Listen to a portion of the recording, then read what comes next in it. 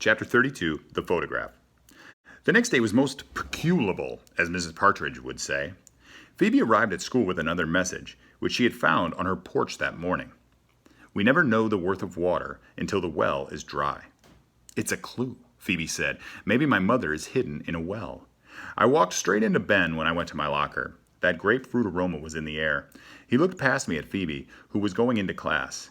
Is she going to wear that ratty old sweater every day? He asked. It's not ratty, I said. It's her mother's.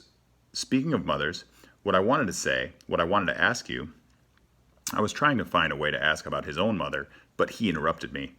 You've got something on your face, he said. He reached up with soft, warm fingers. He rubbed the side of my face. It's probably your breakfast. I don't know what came over me. I was going to kiss him. I leaned forward just as he turned around and slammed the door of his locker. My lips ended up pressed against the cold metal locker.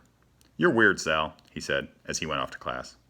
I decided that kissing was thumpingly more complicated than I had ever imagined. Circumstances had to be exactly right in order for the kiss to occur. Both people had to be in the same place at the same time, and both people had to remain still so that the kiss ended up in the right place. Actually, I was relieved that my lips ended up on the cold metal locker. I could not imagine what had come over me. I could not imagine what might have happened if the kiss had landed on Ben's mouth. It was a shivery thing to consider. I made it through the rest of my classes without losing control of my lips. The day seemed to be returning to normal until English class. That is, Mr. Berkway came sailing into class carrying our journals. I had forgotten all about them. He was leaping all over the place, exclaiming, "Dynamite! Unbelievable! Incredible!" He said he couldn't wait to share the journals with the class. Mary Lou Finney said, "Share with the class?" Mr. Berkway said, "Not to worry, everyone has something magnificent to say.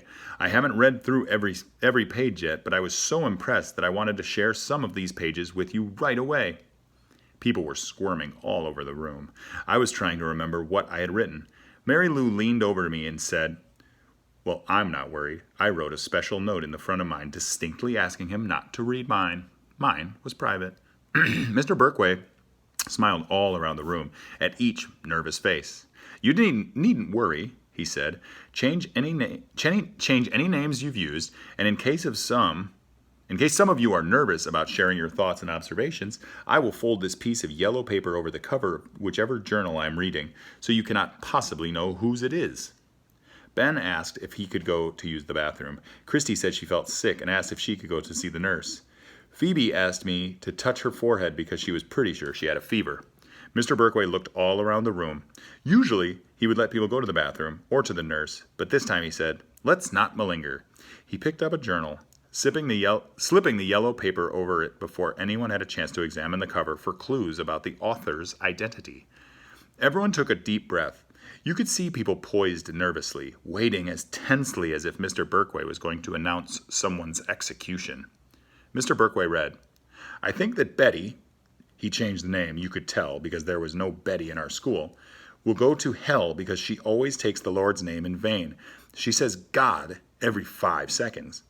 Mary Lou Finney was turning purple. "Who wrote that?" she said. "Did you, Christy? I'll bet you did." Christy stared down at her desk. "I do not say God every 5 seconds. I do not, and I'm not going to hell." Mr. Berkway tried to intervene.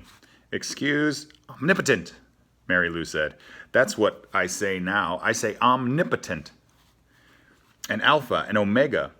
Mr. Berkway was desperately trying to explain what he had enjoyed about that passage.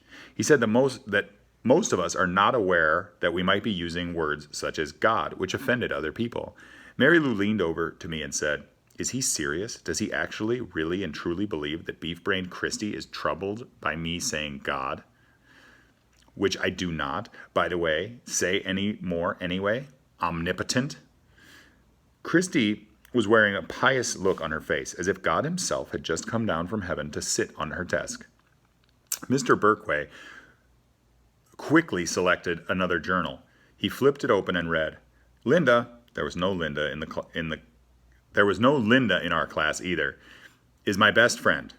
I tell her just about everything, and she tells me everything.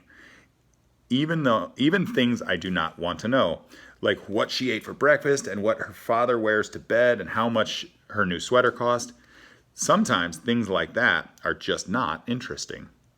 Mr. Berkway was saying how much he liked the passage because it showed that even though someone might be our best friend, he or she could still drive us crazy. Beth Ann turned all the way around in her seat and sent wicked eyebrow messages to Mary Lou. Mr. Berkway flipped ahead in the same journal to another passage. He read, I think Jeremiah, there was certainly no Jeremiah in our school, is pig-headed. His skin is always pink, and his hair is always clean and shiny, but he is really a jerk. I thought Mary Lou Finney was going to fall out of her chair.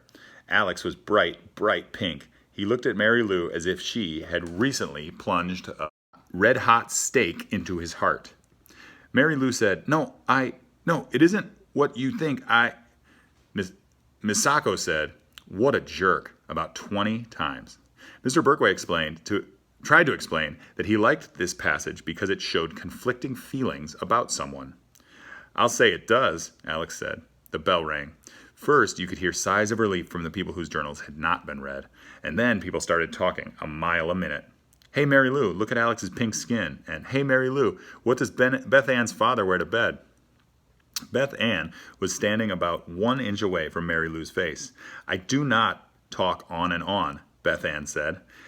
And that wasn't very nice of you to mention that. And I do not tell you everything.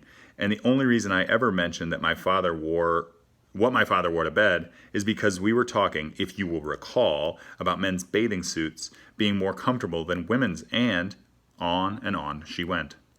Mary Lou was trying to get across the room to Alex, who was standing there as pink as could be. Alex, she called. Wait, I wrote that before. Wait. It was a jing-bang of a mess. I was glad I had to get out of there. Phoebe and I were going to the police again.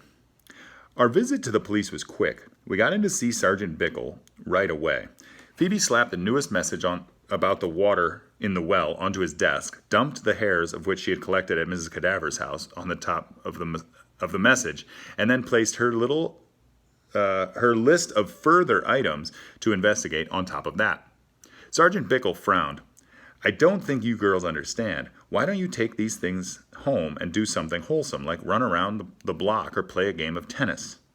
Phoebe went into a rage. You idiot, she said. She scooped up the message and the hairs and her list and ran out of the office. Sergeant Bickle glanced at me and followed her. I waited, thinking he would bring Phoebe back and calm her down. I looked at the photographs on his desk, the ones I had not been able to see the day before. In one was Sergeant Bickle and a friendly-looking woman, his wife, I supposed. The second picture was of a shiny black car. The third picture was of Sergeant Bickle, the woman, and a young man. Their son, I figured. I looked closer. I recognized the son.